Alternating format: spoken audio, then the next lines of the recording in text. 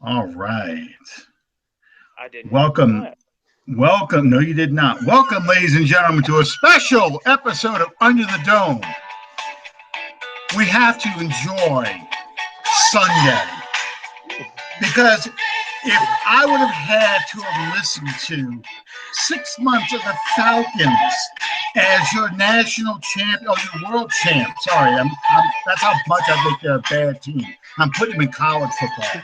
If I would have had to listen to 6 months of the Atlanta Falcons world champions, I would not have been able to take it.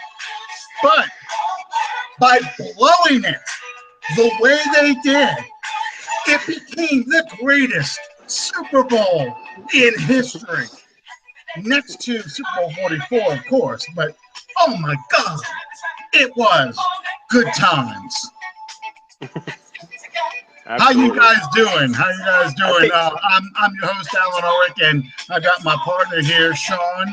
And I think you've got something here, Sean. What do you have there next to you? Uh, from our marketing department, soon to be sold or available on our online gift shop, we have Tears of Atlanta in a bottle. I Look, all my Houdat Nation people, we love you. You know that. If you're from the ATL, we hate you. You know that. And as my friend Sean Fox pointed out on the radio yesterday, it's petty. I own it. We still got a ring, and you still get the finger. they they have people. I kid you not. They have people shooting fireworks off out here after this game was over with. I mean, people just didn't understand. I actually saw friends of mine on Facebook who are pulling for the Falcons because they hate the Patriots that much. And they hate Tom Brady, which I totally get. I'm not a Patriots fan at all, but I hate Atlanta so much There, more. I mean, Big there's a Ben, difference between Russell Slavin. Yeah, there's a difference between supporting the Patriots and supporting anybody who's against the Falcons. There's a big difference there. And if a lot of people make that distinction, and that is very much two different worlds there. I I despise the New England Patriots and Tom Brady and everything about them, their culture, they're part of the world. But the enemy of my enemy is my friend. yeah. Well, I was Uh, watching The Godfather instead of the game because I dreaded. I'm telling you, I knew Belichick could possibly beat him, but I just could not stomach watching. Because people in Alabama don't need to hear that level of profanity coming out of me. Uh, I could not stomach having to my listen to Buck and Aikman go, and so we have to ask, is Matt Ryan now the new face of great football quarterbacking? This is the MVP and hear about how wonderful the Falcons offense is. I just couldn't listen to that. I really couldn't. well, I So mean, you got to put things in context. We're supposed to hate Atlanta. They're the biggest division rivalry that we have. Um, and that being said, there's a lot of bad blood, and the hatred between the ATL and the NOLA, it's very real, and I buy into it 110%. But let's pay the uh, bills. We want to welcome everyone into the Under the Dome podcast, the very first edition of the 2017 season as we have rolled our calendar forward. We are sponsored by Fan First Productions, and we are available not only on YouTube but on iTunes as well. You guys go to those two outlets and subscribe to our channels, please. We're trying to hit 100 subscriptions on each before the draft. And we want to take a minute and welcome in our guest tonight. He is another one of our Northeastern brothers in the Who Dat Nation, and he is a writer for the Last Word on Sports. You guys help us welcome John Butler to the show. Thank How are you you. doing, John? Who dat, everybody? How you doing, guys? All right, John, how are you? I'm. I mean, what Saints fan isn't ecstatic today? You know, I mean, we got the 7-year anniversary of the Super Bowl, the greatest Super Yeah. Bowl ever. Yeah, And- do I spy a Tracy Porter jersey in the background back there? Yeah, I got Tracy Porter over here. I got Sam Mills over here. I got got a whole bunch of stuff around me. So I'll wear my jerseys. I'm sorry, I can't hang them up.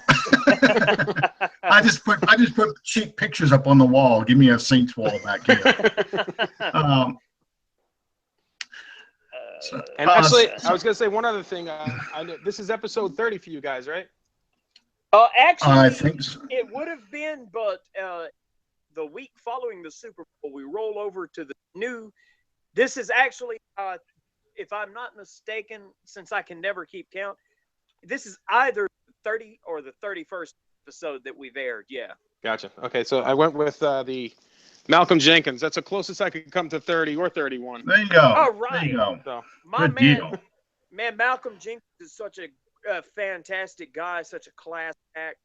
yeah, he's a good dude. He'll always be black and gold through that nation to me. For me, the guys, Kyrie Robbins, Malcolm Jenkins, and there were one or two others. But during my chemo treatments and when I was at my lowest, those guys took time to check up on me and greatly That's awesome. appreciated. And people wonder why I love That's my great. team. That's why. What's not to love? Yeah. So, John, what happened to Atlanta in the Super Bowl? Exactly what I had hoped would happen to Atlanta. You know, initially when I started watching the game, the similarities between our Super Bowl and what appeared to be their Super Bowl, going in the number one offense, winning the NFC South. We got to see a pick six in the game. It all seemed like it was playing towards, like you said, 6 months of just hearing it on message boards and hearing it every time you wore your jersey out somewhere and you crossed the wrong person. So, to see everything crumble the way it did, I mean, my level of excitement just gradually just grew and grew as the game went on. It was just absolutely fantastic finish.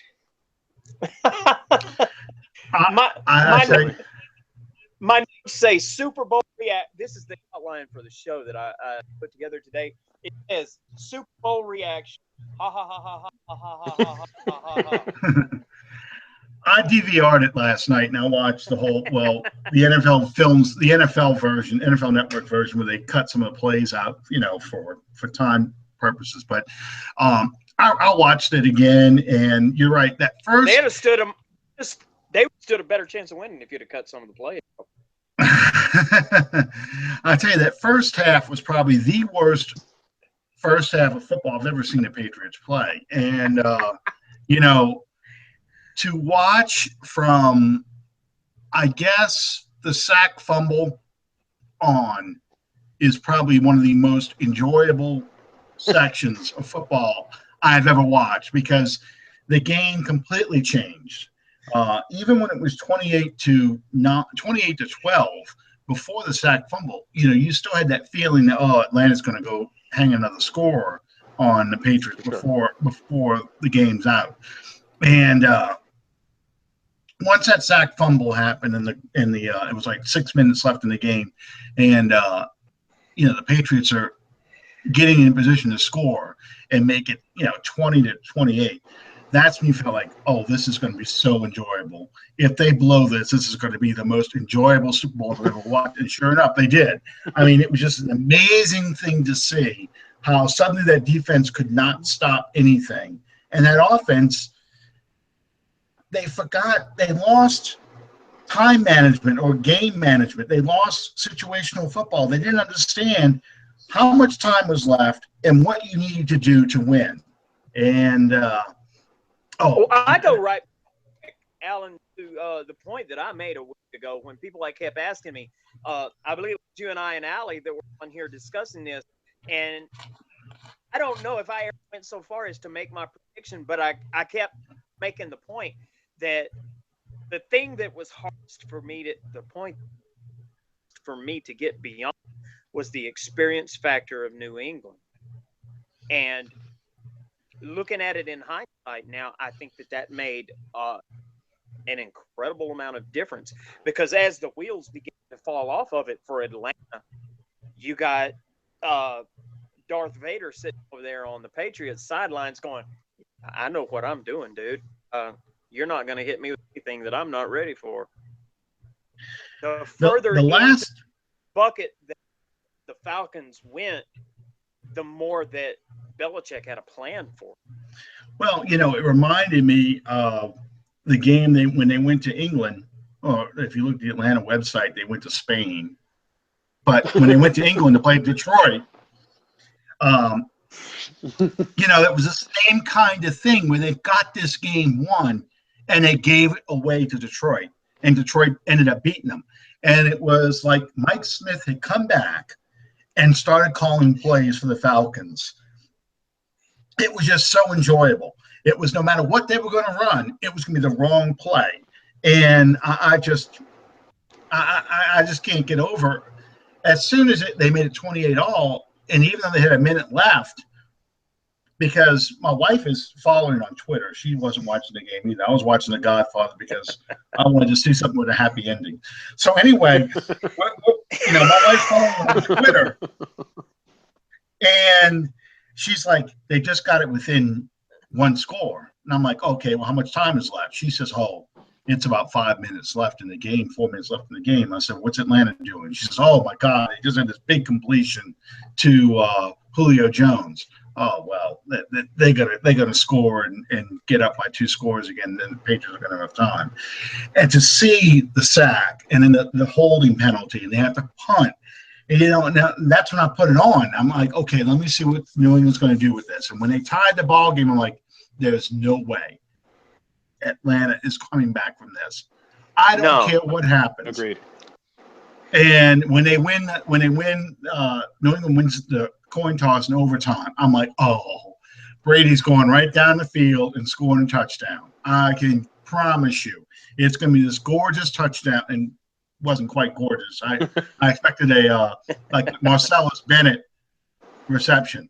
I'm like, this game is so over. Atlanta's just going through the motions. This game is so over, and I'm going to so enjoy watching them crumble on the sideline. And they kept showing the owner, Arthur Blank, who thinks he's still in the 1920s with the speakeasy mobster pinstripe suit, standing out there. And I'm just like, that guy, half his age, there looking up at him, going, I think he's going to have a heart attack. No, you know what the caption I had for that? The caption I had for that picture was, and now you know what it was like for me last night when you couldn't finish. Wow. Whoa. Yeah. Okay. Hey.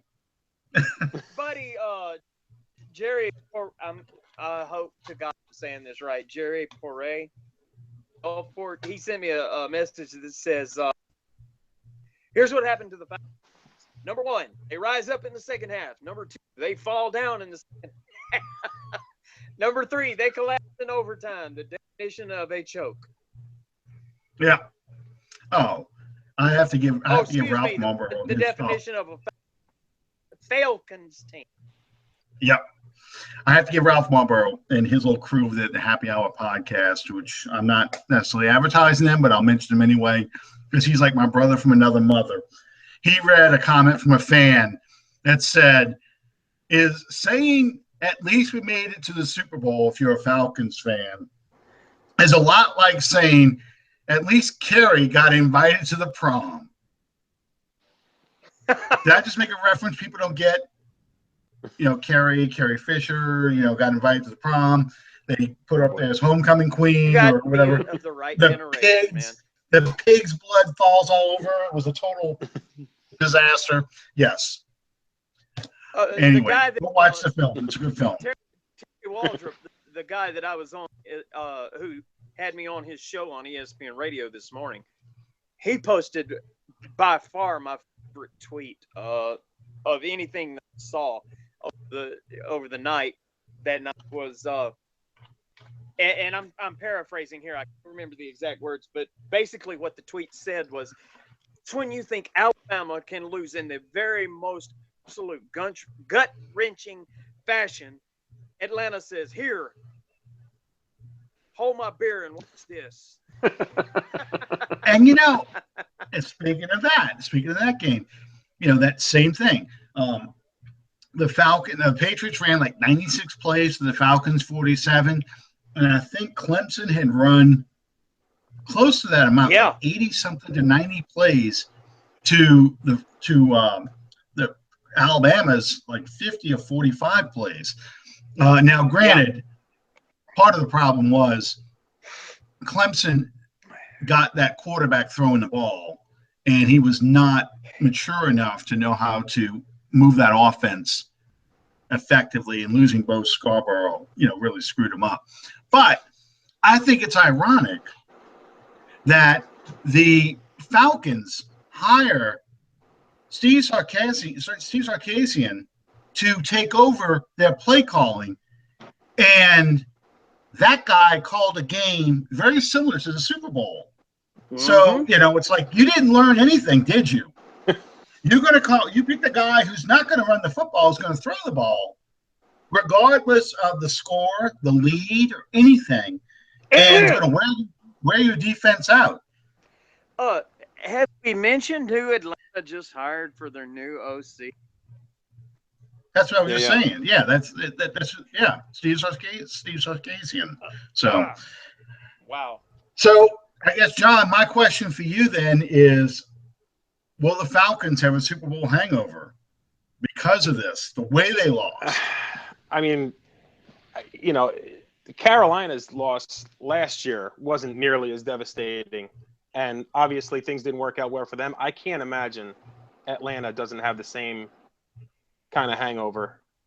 And I would definitely like our chances in the division a lot better, just with the way they lost the Super Bowl.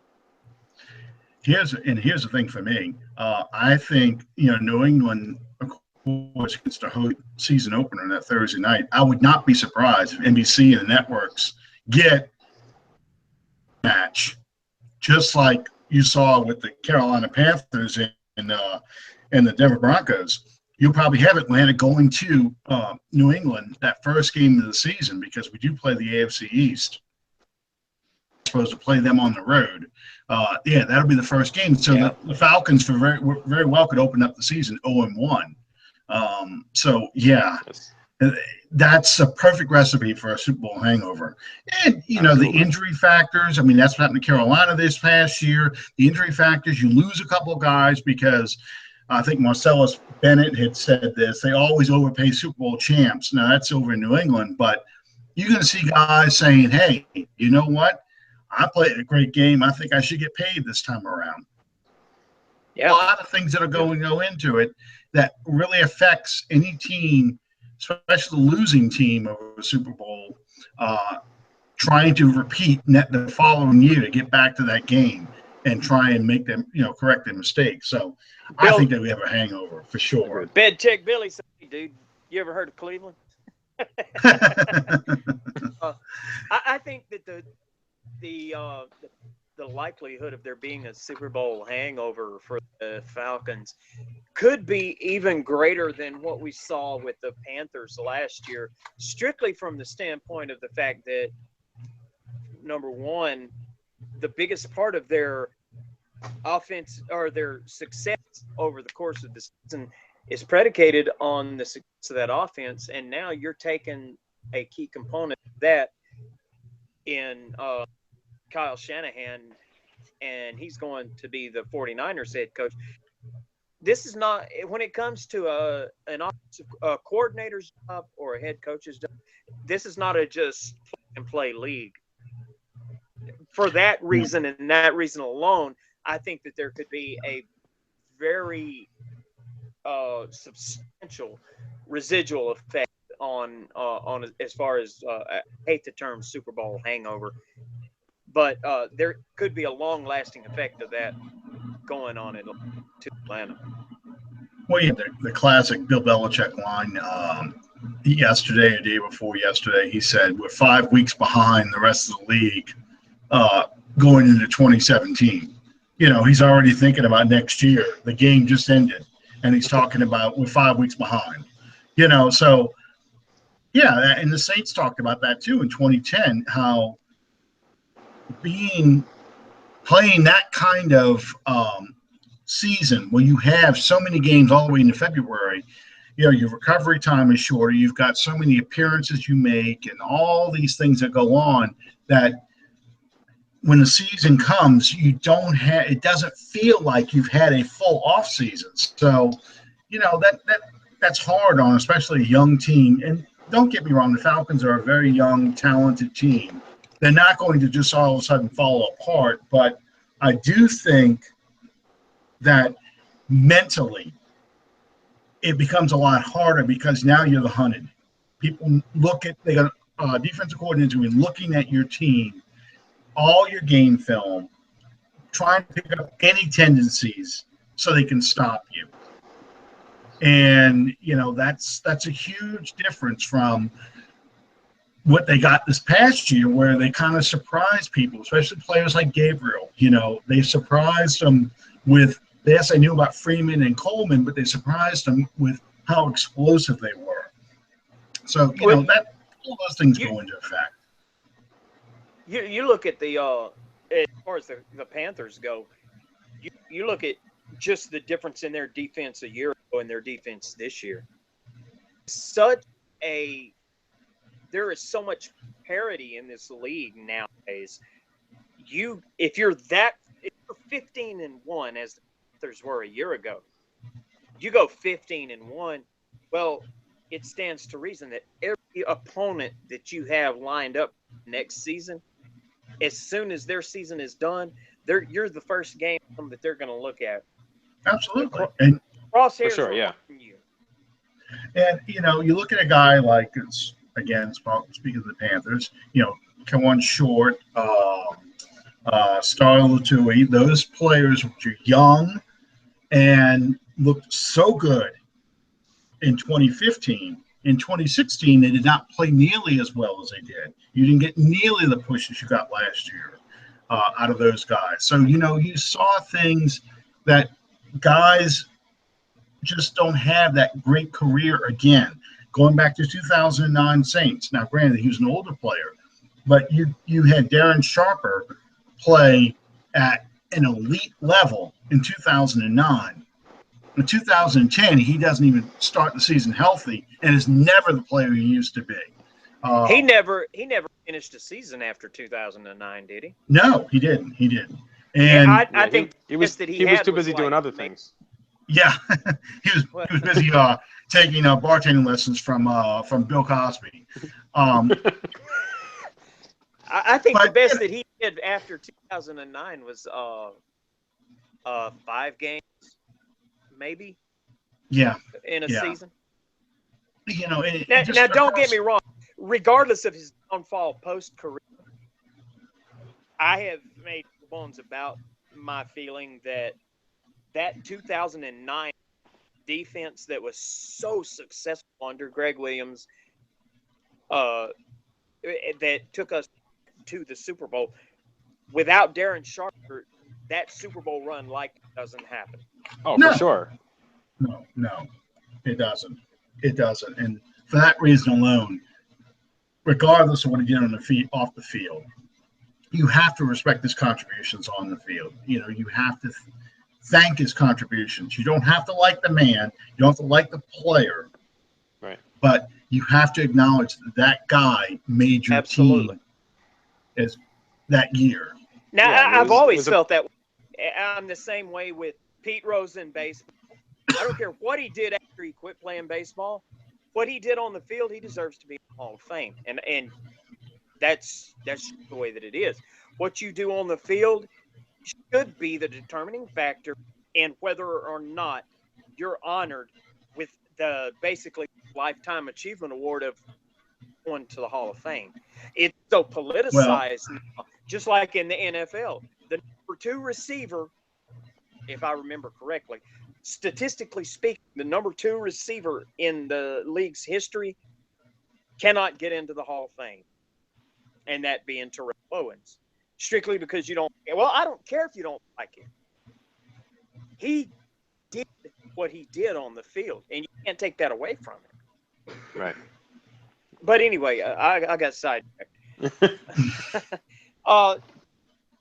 John, let me ask you this: what, in your opinion, what does Super Bowl 50 a year ago with the Carolina Panthers and this year's Super Bowl with the Atlanta Falcons, what does that say about the NFC South as a division? When you told me that this question was going to come up, I was kind of torn because on one side of it, obviously, you've got the NFC representative in the Super Bowl coming out of our division a couple years in a row. And like you guys mentioned last week, it's the first division since their realignment to send all 4 teams to the Super Bowl. So obviously there's some talent there.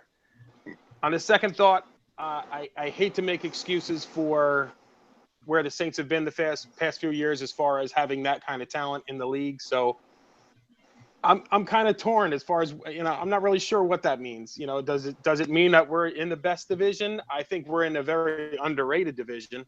I think that a lot of people kind of overlook the NFC South because of a couple of the records on the bottom of the division, but some of those records have a lot to do with the talent that's sitting at the top of the division. So I think that's very well put. What about you, Alan? What do you think that the past 2 Super Bowls say about the NFC South as a division? Well, we're definitely better than the AFC South, that's for sure. I mean, the That's not saying AFC much. South, you've got 2 teams that are there battling for the top 5 draft pick all the time. Jacksonville and even now, well, the Titans are starting to climb out of the cellar, but the Titans and then Houston, I think they won a division. Were they 8-8, 9-7, something to that effect? Something like that, yeah. Yeah. It was either one or the other of those 2. Right. But I think, I think it's probably the most competitive division in football, and that gets overlooked a lot. Yeah. The NFC North is becoming better. The NFC East, that's the media center. It's always going to be the focus of the media. So they're going to argue they're probably more competitive than the NFC South. But the very fact that you've had 2 Super Bowl participants, come out of that division is huge. You cannot underestimate that. And the Saints can, I think they went 3-1 against the NFC West this year. Or do they? Yeah, they went 3-1. The AFC. Say that again. The NFC West. Did they sweep the NFC West? They went 3-1. We swept them. Okay. Yeah. So we swept the NFC West, and the NFC West a couple of years ago was supposed to be the toughest division in football because of the the Arizona Cardinals, the Seahawks, the 49ers, the Seahawks, and even the Rams because of their defense. And he said that was the toughest division in football. So, to sweep that team, sweep that division, and you still end up 7-9. Well, it says a lot about your division. And I don't think any team has ever swept the NFC South. Carolina and Atlanta, even when they had as great a record as they had, the one loss Carolina had in 2015 was to the Falcons. So they went 5-1 in our division.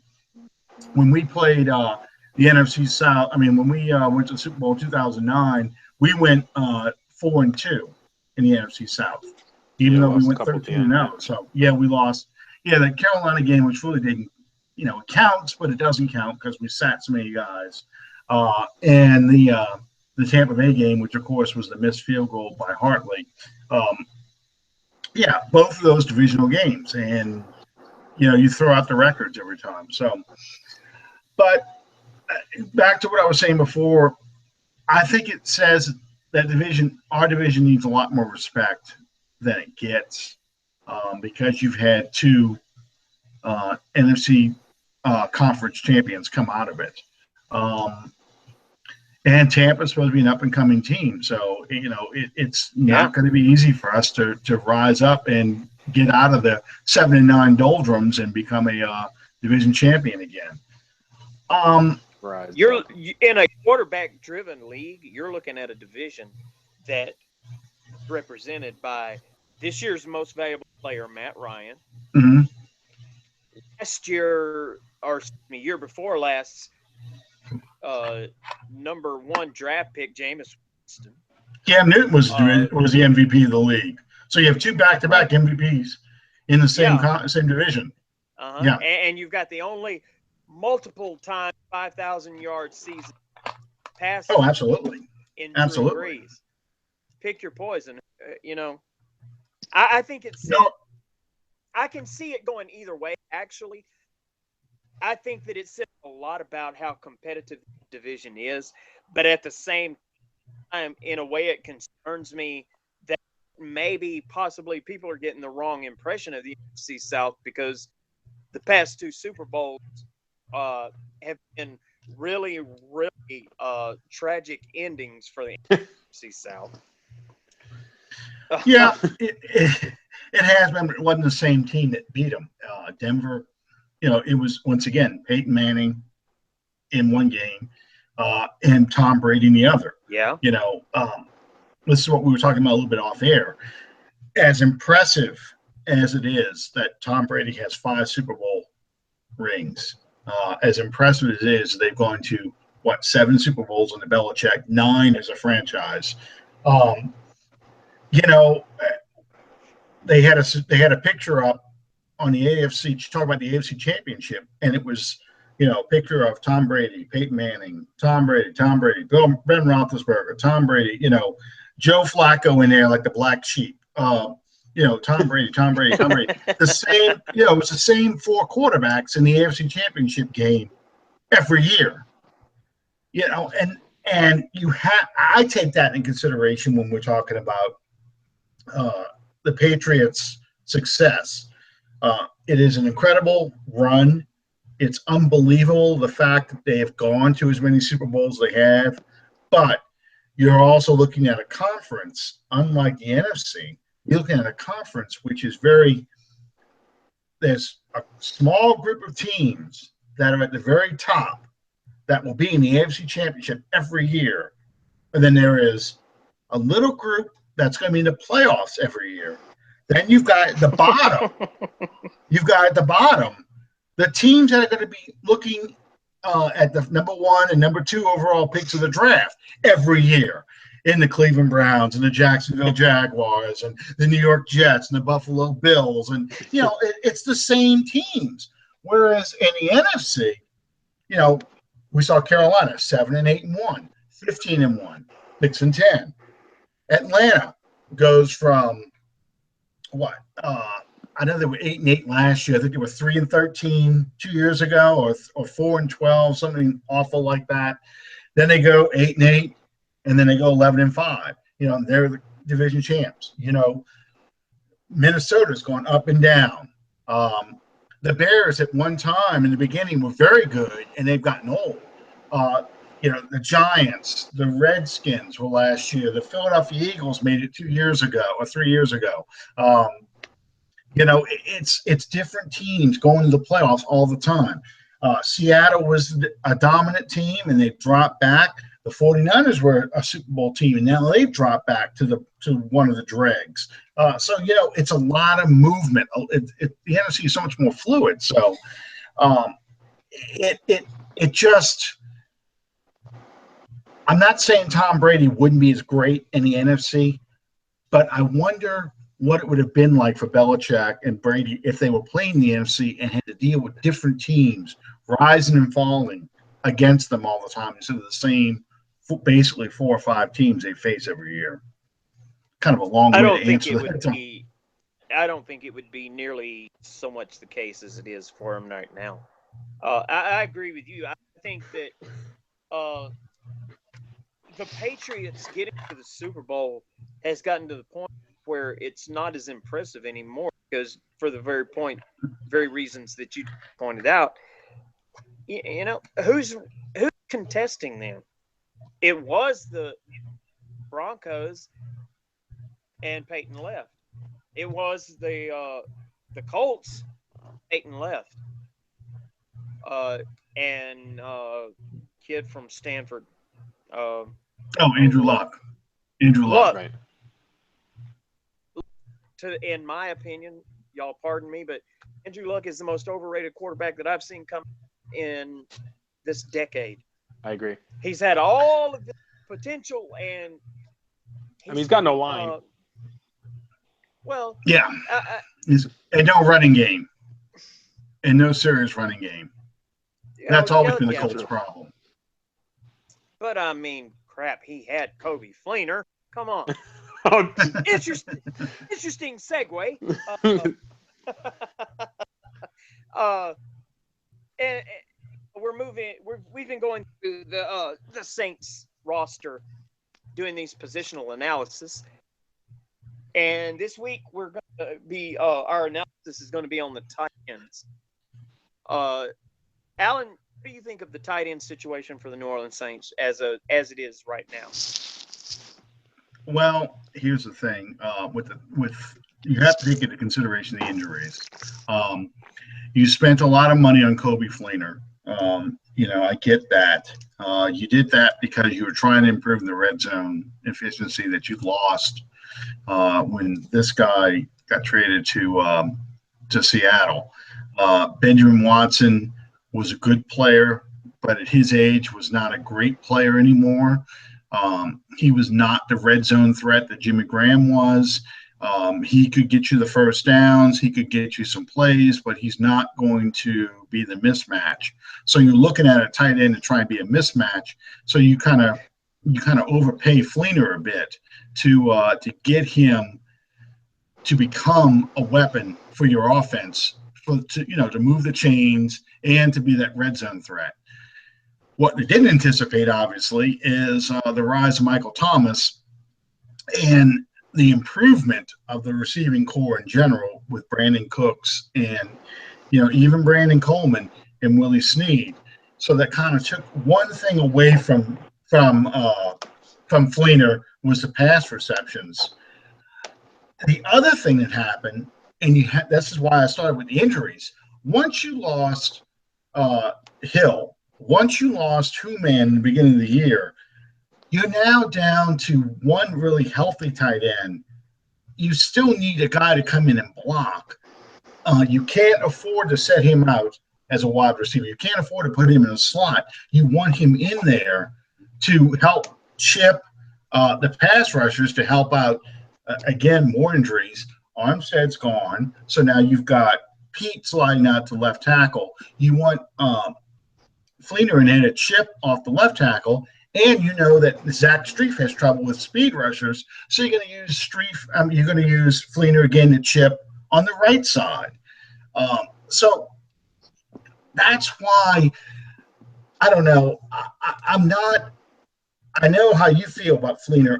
I have to say the jury's kind of still out on him. He dropped some critical passes, but he also made some catches. But you have to look at how they were using him compared to how they used Benjamin Watson, how they used Jimmy Graham. Well, I think the point that you made earlier about the rise of, I think that was for, and I'm trying to think of the not necessarily political way to say this in regard to Fleener. There were issues with Fleener, whether it be not understanding the playbook, whatever. And I'm not going to say that I really care about what the issues were. The bottom line is the expectations that we had for Fleener were way up here, where he was coming to, in terms of those expectations, was down here. Of Thomas in that receiving core made up part of this area right here that was the difference in what we expected we got out of Fleener. Now, I don't dislike Fleener. I don't dislike that we have Fleener. that we're going to have, and maybe I'm wrong in the assumption, but the older Breeze gets, having that reliable, and I'm not going to say necessarily the Jimmy Graham type option, more like maybe the Ben Watson type option. When he's back there on third down, he's going to have that type of target that's dependable. I would have liked to have seen Fleener be a little more reliable than he was. I think moving forward, having a year under his belt in this system is going to help him in that regard. And obviously, the return of Hill and Newman, and pardon me, name slips me from the guy we got from Denver. I don't think it's string tight end we got. Yeah, I wouldn't worry about him at all. He probably won't even be on the roster next year. I would not be surprised to see the Saints. I agree. When Newman comes back, that makes him expendable totally.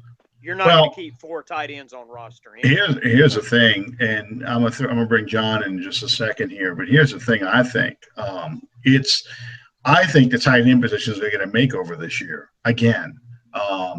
I would not be surprised to see either Human or Hill let go, and somebody else brought in to replace one of those two. A younger, even a draft pick brought in to replace these guys. Somebody who they can groom to be a complete tight end, a pass catcher and a blocker. John, how do you feel about that? I mean, our bed's kind of made with Fleener. I mean, he's a year into a 5-year contract. I was a little, I wasn't necessarily down on him. I mean, obviously, there were plenty of catches that he should have made that he didn't, and vice versa. There were some catches that nobody expected him to make that he did.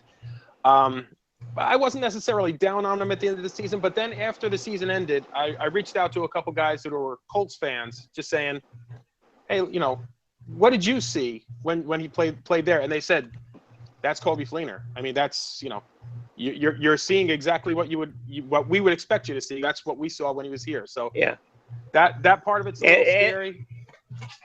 And I've heard the same thing from my friends from India as well. They've said, hey, what you got is the same thing as what we have. So, and I'm not going to – I think that moving forward, just as I alluded to, I think that there's a lot of validity in the search for the tight end that gives you the hands and gives you the blocking in one player, rather than having to have 3 players get 2 facets of the game covered. True. Sean Payton that started with Gray, because you didn't have Gray to block. You had Josh Hill and whoever else it was, who were the blockers. Of course. But I think it would, as far as what Alan suggested, I don't know that I'm completely comfortable with using a draft pick to cover that need. Possibly free agent, maybe a drafted free agent even. But they want somebody who's going to be a matchup problem. That's what made Graham so effective in this offense, and why he was not effective in Seattle. He was a matchup problem within our offense. And his most productive years, obviously, when he had Sproles, kind of as the underneath guy. So the linebackers had to watch Sproles as well as looking at Graham coming at him down the field. And you could match Graham up against a safety or a linebacker, which is not as good in coverage because, somebody else has to account for Sproles. And then you had Colston at, a younger age. You had, much more effective receivers who could spread out and run all sorts of patterns. And you've got a much better receiving core. Now you need the tight end to step up, become an additional weapon, on offense, as well as finding that third down satellite back that can come out on those little wheel routes, just like what you saw Freeman do with Atlanta, come out there and just totally burn teams when the receivers run go routes, the tight end runs a slant and go down the seam, and everyone is taking off, and here comes Sproles in the flat, and he's picking up 40 and 50 yards because he's wide open. Nobody's covered him. That's what Sean Payton wants to get back to. Every Falcons game that I watched this year, pardon my terminology here, it pissed me off to no end when Troy Aikman and Joe, we have never seen a running back tandem like this. God, yeah. Thinking. That's because you got your head up your NFC East butts. Pierre Thomas and Aaron Sproles, you didn't even see those guys play, did you? No, we don't exist. We don't. The NFC South doesn't exist as far as they're concerned. Absolutely. So, yeah, I mean, that's why I think there'll be a draft choice somewhere. This is a pretty good draft for tight ends. I'm not saying we're going to bring in an O.J. Howard, but I would not be surprised to see the Saints look at tight ends pretty closely and decide to take somebody, especially if they were able to pick up, say, Leary as a guard in free agency. That's one less need to address in the draft. So that when you start getting to the fourth and fifth, and they don't have a fifth round pick, but fourth and sixth round and seventh round picks, now you're looking at best player available. You're looking at players of depth, and I think they really would like to improve that tight end position, get some more depth, get in more of a blocker who can also catch and can be split out and that kind of thing. So I can't sit like this. I can't sit like this in front of my backdrop. It makes me look like a nun with a unicorn. I'm gonna move. I'm glad you said that. Did anybody else have butterflies a little more than a week ago when they I'm just sitting here listening to Alan going, what's that? Oh my God. I look like a nun with a unicorn. Hey, I'm happy Atlanta lost. Okay. Hey, that's all that mattered. We got news today. And Alan and I were talking about this off the air, John, but maybe you can shed some light on it where we couldn't. Today, the Saints hired Ryan Nielsen as the defensive line coach, which subsequently leaves only the special teams coordinator coach job open. Can you speak anything to this hire? Are you even aware who Ryan Nielsen is? All I can say about the hire is this: if we get Nick Fairley secured and back on the line, we draft high and get an edge rusher, he's going to be a great coach.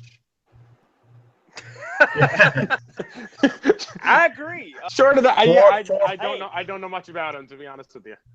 I looked him up right after I saw nothing that makes there's nothing that makes a defensive line coach look better than sacks. I tried. Go ahead, Alan. I was gonna say I looked him up as soon as I saw the alerts coming across. The Saints had hired him. They haven't officially confirmed it yet, but his coach wished him well. He was the defensive line and running backs position coach for North Carolina State, I believe. So they had two guys, I think, with double-digit sacks for North Carolina. And North Carolina State, I mean, is not, it's not the SEC. It's not a powerhouse, but that's still impressive.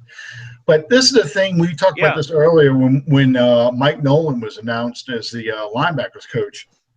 I think Andrew Juge was not a fan of the move because he wanted a younger, newer coach, not a retread at linebacker coach. I think that's what you got here in defensive line. You've got an up-and-coming coach who may very well turn out to be a kind of guy that's going to rise up the ranks and become a defensive coordinator and a head coach someday.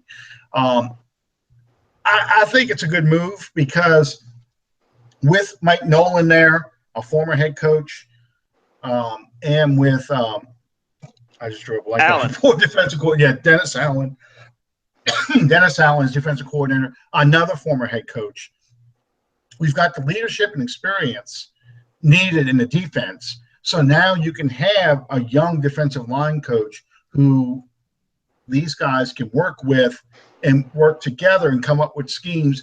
And he can kind of focus really on the fundamentals with these guys and getting these guys to do things and work on all that developmental stuff that the fans have been screaming about, the claiming that Bill Johnson, Joe Vitt, and so forth never did with players. You're going to get a more developmental coach now with Nielsen. So it'll be interesting to see. We'll see how good or bad this hire will be. At least right now, the Saints fans can't blame him or go, "Oh my God, what did we do?" Like they do every other coach that we seem to hire. Well, I think it's going to be interesting to see how it works out. Anyway, I mean, there's a lot worse positions to be in as a newly christened defensive line coach than to have Cam Jordan, Nick Fairley, Rankins. Now I'm drawing a blank. See what you do to me, man? Yeah, I'm telling you. You know, Allen. it's so much easier for me to write stuff than to talk about it, because when I'm writing, I'm cheating and going over to Google all the time. So what the hell was this guy's name? Oh, yeah, okay. Oh, yeah, I remember all this. When you're writing, you don't have people sitting there reading along at the same time you're writing. No. You can stop and go, okay, what was that? Okay. Delete, back up. Start typing again, yeah. Okay, anyway, my point was there's a lot worse positions to be in than the tools that a defensive line coach is going to have in New Orleans at this point in time. But I believe strongly in what John alluded to earlier as far as fairly a priority in terms of re-signing him. He will be becoming, as if I understood it correctly, a unrestricted free agent. Mm-hmm. Right? Hopefully he never hits that market. Hopefully they sign him before free agency starts, which is actually very late this year. It's in March. It's not February. The combine. Yeah, right. And that was something I always remember it starting right before the combine. It was like a couple weeks after the Super Bowl, then free agency began. So this is, the Saints have some time to get to Fairley and work out a deal and announce it the day before free agency starts. Because I'll be honest with you, unlike a lot of people, I think most of the top talent will never hit the free agent market. I think the teams will lock them up either as, franchise players, or they'll try and sign them before they hit the market.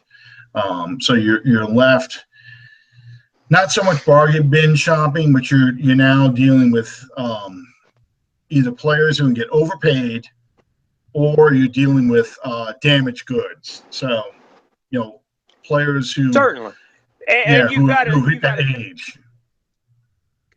Those top, a better term to use, those top tier talents in terms of the free agent market. If the teams that they're with do not re-sign them, mm-hmm. that's got to make you take a step back and say, okay, what's the reason for that? So, and no more. While we do have more breathing room in terms of salary cap now, we don't by any means have unrestricted room. I guess that's what I'm trying to say. So, for all practical and purposes, we are bargain shopping, because we do have a little bit more room than we have been having. We're going to have to make that go a long way. Well, I definitely think the Saints, and we'll get more into this as with each successive podcast, but I definitely think the Saints need to take the approach of the more is better, and not more money, more players. Sign as many players as you can, because look what happened, say, with the linebacker position. This past year, we go and we bring Laurinaitis in. We sign Stupar and we sign Robinson. Robinson turns out to be the best one of the three. You've kind of lessened your margin of error, because imagine what would have happened if they don't sign Robinson, and Laurinaitis is just your big signing, and that's it, nothing else. And that was a bust. And I think that's what we've seen in the past with, Jarius Byrd. That's your big signing. No other safety comes in really, and that hurts you. CJ Spiller, that's your signing. Nobody else really comes in behind them, kind of like the hedge your bets almost. So you really don't have – I think it's better if the Saints – yes, you're going to have to spend money to get like a Leary or the guy from Cincinnati or someone like that. But I don't think you should blow a huge chunk of money to go sign Melvin Ingram, for example, even though he's very appealing as an edge rusher in a 34 defense. We don't run a 34 defense. And to go out there and spend a lot of money on Melvin Ingram or Jason Pierre-Paul, as opposed to signing maybe a guy one step down, but is an up-and-coming player, drafting a guy, and now and then you still have Kihaka coming in as your third player. You're now starting to have, okay, I've got options. If this doesn't work out, I still have somebody else I can go to. So, I think that works a little bit better for the Saints at this point. I do too. I agree completely. What do you think, John? Well, I guess it kind of depends on what your philosophy is. I mean, it seems like this year with Drew Brees being in the last year of his contract and not wanting to re-up right away, I mean, are you all in, or are you thinking about the future? I mean, I guess depending on what your approach is, you got to go about it two different ways. But I definitely like the more is better approach, getting as much talent as possible. But at the same time, to me, I definitely go defensive end high in the draft. Mm-hmm. And that's because to get an older player or to get a second-rate player, I mean, we've got some guys we can plug in if you wanted that next tier down. I want to go all in on the defensive end right out of the draft. Get a long-term answer there. You got the whole defensive line is relatively young at that point. Mm-hmm. And obviously with the Super Bowl that just passed, I mean, you saw what a good defensive line could do. I mean, Tom Brady was on his back, half the game. So yeah, let me just say that I don't mean that in terms of let's go dig out a guy who, I don't know, a younger version of Paul Kruger. Now, I don't necessarily mean that. Right. No, I'm just thinking in terms of when the plague hits of injuries, where you've got more people on injured reserve than you've got starting for you. You're not going, okay, one or two guys are hurt, and oh my God, I'm going to start signing street free agents in week 1 and week 2. You actually have somebody you can go back and say, oh, look, at least this guy's been with us all camp. We've got somebody we can go to. Whereas, once Bird got hurt with the back, I mean, you really had nothing back there. You had Bush for about 2 weeks, and he breaks his leg. So now you're starting to start street free agents, and you're right back to what you had with your cornerback situation and so forth. And again, the depth issue is a problem because you drafted so poorly for so many years. You don't have those young players who are ready to step up. You're trying to fill in your depth with free agents, and you're overpaying, so you're limited by that. It's a catch-22 in that regard. Right. So that's why I'm thinking if we're going to bring in free agents for depth, you've got to bring in options, guys that can come in. And if we're stuck with 3 pass rushers on the right end, I can think of worse problems to have. Well, that's absolutely true. That's true. Yeah. I mean, if we learned anything from last year, you want depth. Right, exactly. So if I have a healthy Kihaka who's actually contributing, I've got a draft pick plus a guy I signed in free agency. Yeah, that's a great problem to have, a great rotation of pass rushers. So, yeah, I mean, I'd rather have that problem than have the Sterling Moore and B.W. Webb starting for me in week 3 against the Atlanta Falcons. That was the issue I had this year. Thank God. Right. Thank God that got better. Right. Exactly. John, man, we've really enjoyed you being here. We'll have to get you back on sometime pretty soon. That would be fantastic.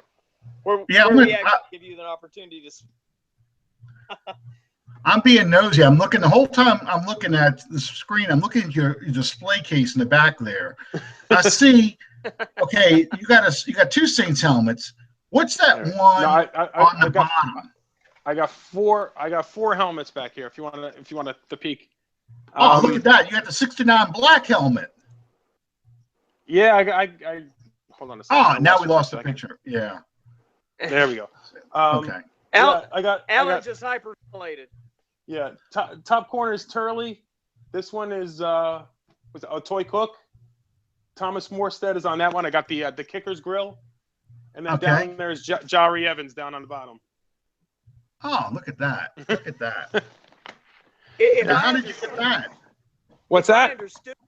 If I understood correctly, John told me earlier that his first player interview, kind of parallels into our show because his first player interview was with Kyle Turley. Yes. I mean, and you guys know, I'm not going to get into the content because a lot of it from what you guys covered, but I mean, how great of a guy is Kyle Turley? I mean, it doesn't get any better than that. No, not at all. The fantastic thing that I can say about Kyle, not only at a time that was really, really important for our show,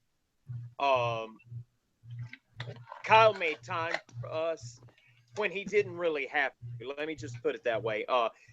He did a huge favor for us by appearing on our show. And I'm happy to say that since the time that Kyle showed up for us, things have really just taken off in a huge way. Fantastic. And they continue to ride. But to drive the point home even further,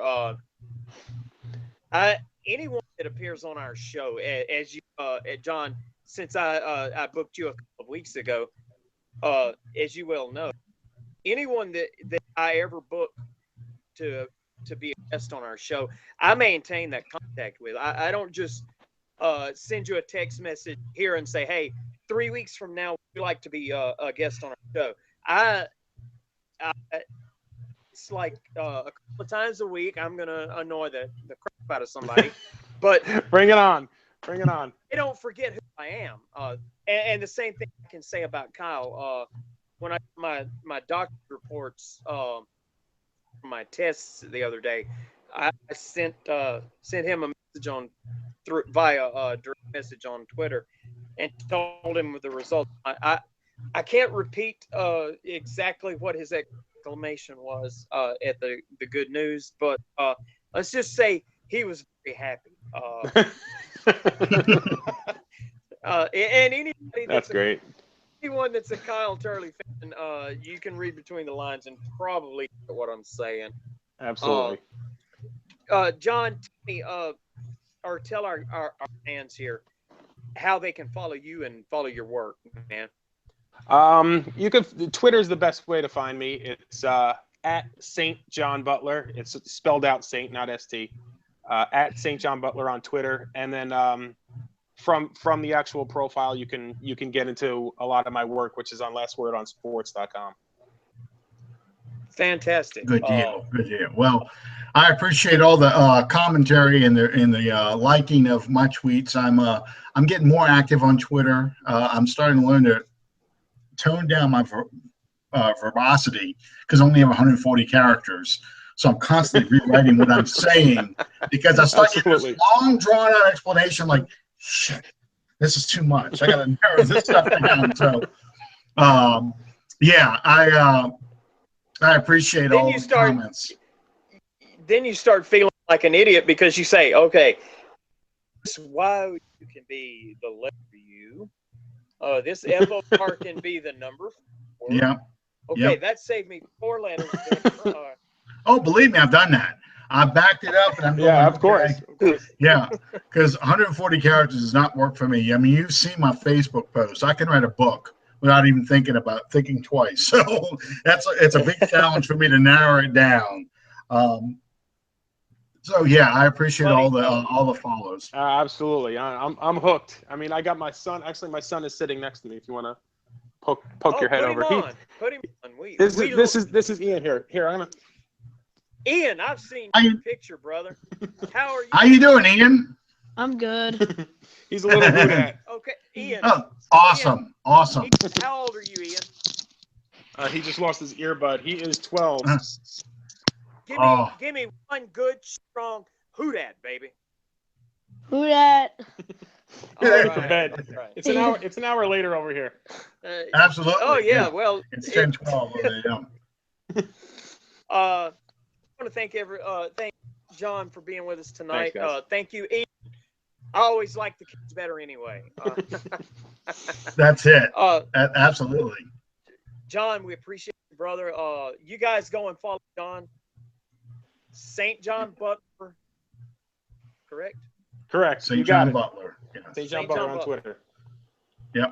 Absolutely. And the Twitter, last word on sports. Good goes stuff. Automatically to your Twitter. Okay.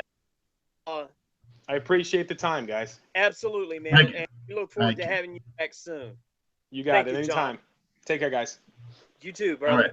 Good night. Also, I want to give a shout out on Twitter before we get too far away from here from some of our new friends that we've made.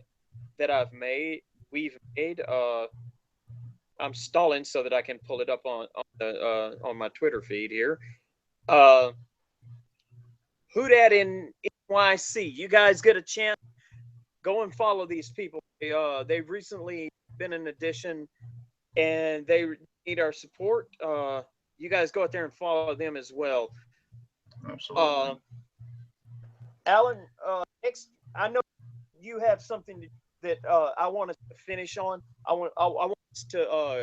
want your extra point to be what we end up on. Before we get to that, I want to make sure that we not only plug the draft show for April 25th at 8 p.m. Central Standard Time, but also next week appearing on our show will be a return visit from our happy the man moving up the ladder in life, Mr. Bob Rose. Fitting. On Valentine's Day, we have a rose. Fitting. I planned that. He'll enjoy that. He'll enjoy that one. Listen, my extra point is something pretty simple because basically it has something to do with what I saw on Twitter and what I saw on Facebook immediately after the game. People complaining about the overtime rule, and I think Pro Football Sports, Pro Football Talk, the NBC, Twitter and gossip page, I guess, for football, came out and immediately asked, should we change the overtime rules? And there's something going on in society today that we feel the need whenever something happens, and it's almost like people didn't get the outcome they wanted, or they just didn't like the outcome. They want to change the rules to everything. We saw this with this Super Bowl, the election 2000, and I'm not going to get political, or the Saints-Vikings game, okay, where we play by the way the rules are established, okay? We have electoral college that elects presidents. Doesn't matter what the popular vote is. We have an overtime system. It's sudden death. In the Saints-Vikings game, first team that scores it wins. They changed the rule. So in this Super Bowl, it became sudden death because the first team that scores a touchdown wins. And people, it's like, That's not right. It's not fair. I don't know what it is. I don't like what's happened, because it doesn't feel right. Well, it's the rules. It's the way the game was structured. Because overtime in the NFL isn't about giving teams a chance to win so much as we want to end the game. And we're going to end the game this way. Okay? Because all you really, if you wanted to be fair, if you wanted to be balanced, all you had to do was go to a fifth quarter for overtime. And then if it's still tied, go to a sixth quarter, play another 15 minutes. Okay? And just go back to the 3 timeouts and the 2 challenges, just like it's a regular game. But the way you play the game, you structure everything based on the rules. Bill Belichick wanted to win the toss because he knew that his offense had all the momentum. So it's the best thing for him to do is to let him go down the field and score with his offense, not try and stop the other team with your defense. I think I pulled up a statistic this morning. Since the rule change in 2010, changing the overtime to now you couldn't win with a field goal, I think it's dropped to 54% of teams that win the toss win the overtime game. So it's not like, because it's 2 sides to a game. You've got an offense and a defense. It's not like Atlanta didn't have a chance to stop the Patriots. They had stopped the Patriots early in the game. Okay? They had stopped them all the way up to about 6 minutes left in the game. And Belichick did things because he knew this was the way the rules were played. If he knew he had a whole quarter to play with, a whole fifth quarter, if they went to overtime, he would have deferred because he would have liked to have seen what Atlanta was going to do. So I'm tired of hearing people wanting to change the rules after a really good game. I wouldn't put the Super Bowl as my top 3 or 4, but I would put it in the top 5, top 10 as one of the best Super Bowls played because of how it ended. Even if I didn't hate Atlanta, it was still an exciting game. First game goes to overtime. But this idea that I don't like the way the game was played, so I'm going to change the rules, that's kind of like an 8-year-old almost, how they get when you beat them in Monopoly. And they go, well, it's not fair you're able to put all those hotels on Park Place and Broadway and Atlantic Gardens and, everywhere I got to go. Your hotel is there. That's not fair. You shouldn't be allowed to do that. But that's why I want to win the blue territories and the green territories and the yellow. So you go through my turn of hell where you've got to pay everything to me. That's right. That's the way the game was designed to be played. So that's just how I feel about something like that. I'm not going to get into some social commentary, and I don't think that I can say it any better than what you just did. I think that we're living in time right now that is far too comfortable with revisionist history. History is what it is, and what happens. You don't go back and change the rules because you didn't get your way. Anyway, No. like I said, I can't say it any better than you did, Mark. We want to invite you guys to chime in. Let us hear from you. We're on Twitter at UnderTheDomePO1. You can reach us via email at UnderTheDomePodcast@gmail.com. Oh my Lord, I have forgotten our email address. But thank you guys so much for joining us on our first show of the season. Yes, our first show of the 2017 season. The 2016 season is now over with the end of the Super Bowl. So absolutely, This is episode 17.1. Yep, we will. And I promise to keep up with the right numbers this year. Yeah. Well, we're we're threatening to be with you all off season. We're going to talk about the draft. We're going to talk about free agency. We'll talk about the combine when that comes up. In fact, I'm looking at a draft right now. I'm looking up for somebody else. But yeah, we're going to talk about some players that the Saints definitely would be interested in, should be interested in, local guys, because as much as it pains me to say they had 3 guys from Louisiana playing for the Falcons, and of course the Patriots love drafting LSU players, and those 3 guys had a huge impact for the Falcons, at least had a huge impact on the defense this year, and in the Super Bowl. So we'll focus on some local ties, some kids, not necessarily from LSU, but from Southeastern, from UL, my alumni, my school, McNeese, La Tech. We'll just go through them all, because some of those guys, as you saw with the kid from Southeastern, who's the cornerback for the Falcons, may end up being a big impact player in the NFL. So that's guys who you want to follow.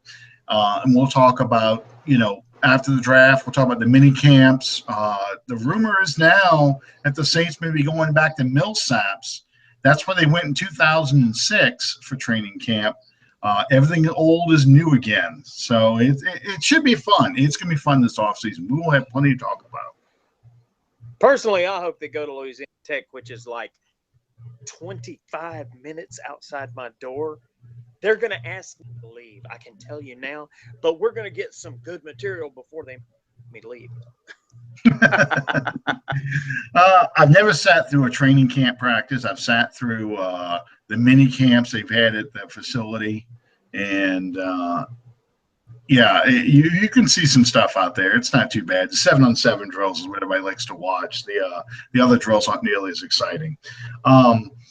But we're going to talk about all those sorts of things. So I may go actually sit out there for one mini camp one Saturday and watch those guys in shorts and shells and let you know what I see. So anyway, we will have plenty to talk about. So we're glad you joined us for tonight, and we will see you next Tuesday on Under the Dome. Good night, everybody.